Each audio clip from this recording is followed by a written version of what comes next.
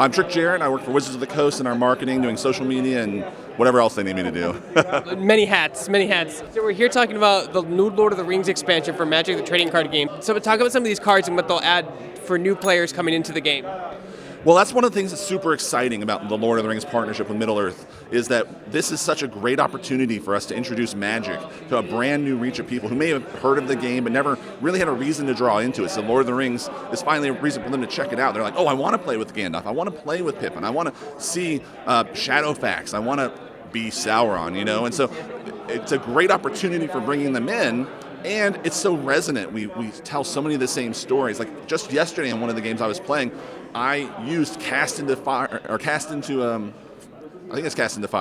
to kill Frodo with Bilbo's ring. Like how much better is that?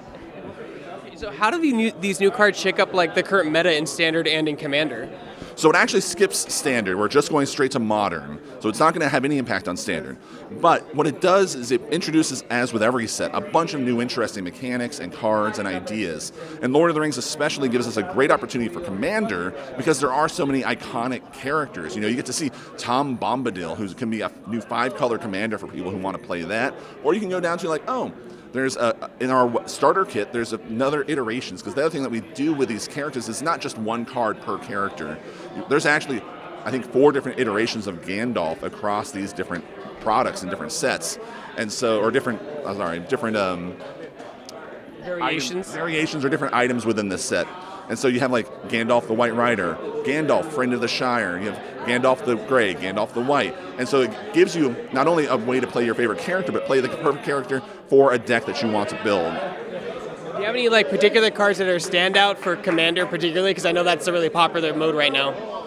I mean, there's no ones that are like, okay, we know this is going to be everywhere in Standard, or I'm sorry, everywhere in Commander. But there's so many powerful ideas across not just Commanders, but also the cards and what they can do. Like, we introduce a number of sagas, which are enchantment cards that tell stories, because, you know, that's another part of Tolkien's saga, is it's not just one story. It's all of these different smaller pieces within. And so, like, Bombadil, as the Commander, works wonderfully with sagas, which are also resonant and present outside of this set.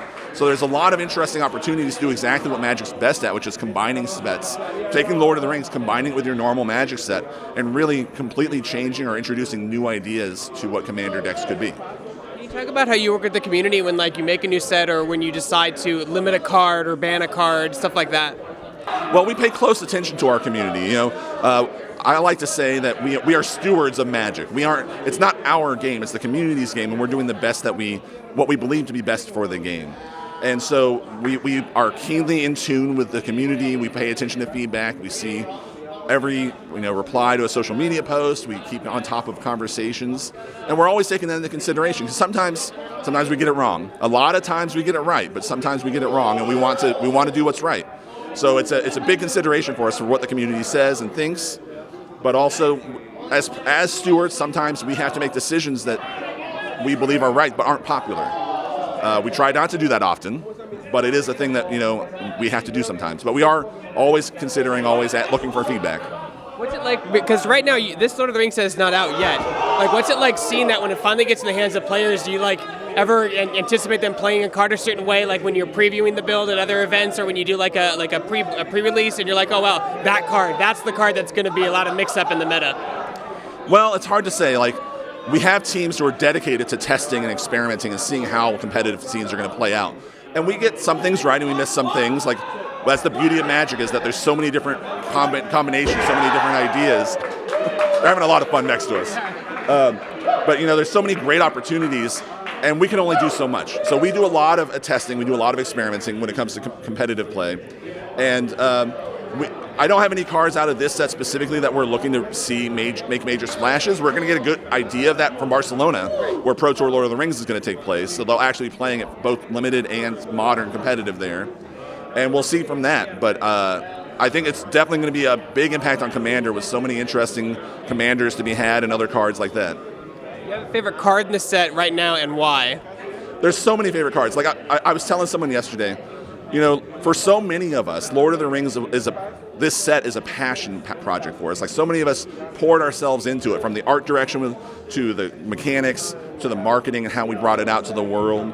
And so it holds a special place in my heart to finally get to see this come out, because it's also been in the work for several years. It's a big project. We worked very closely with Middle Earth Entertainment to be partners on this project.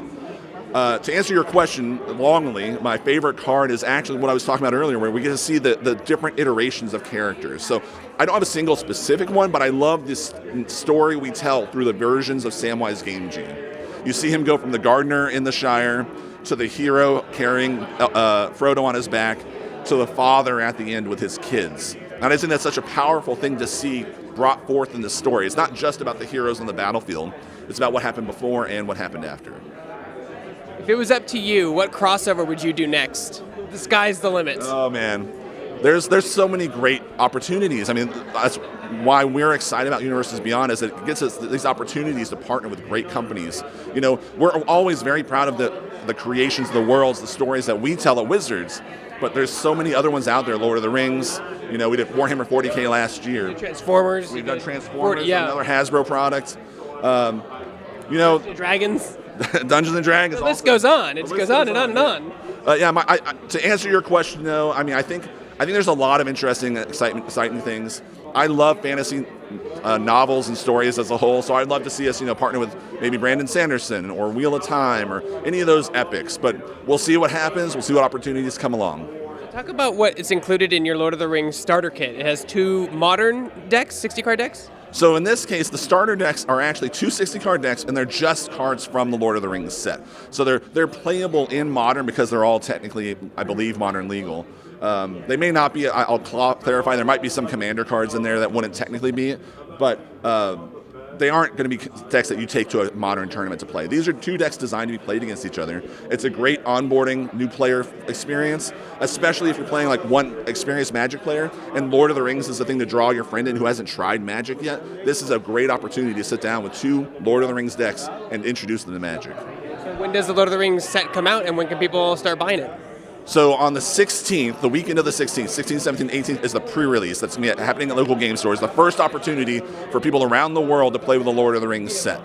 Then the following Friday, the 23rd, is going to be the release day of Lord of the Rings globally. You'll get Commander decks, collector booster packs, and the set as a whole. It's going to be out there.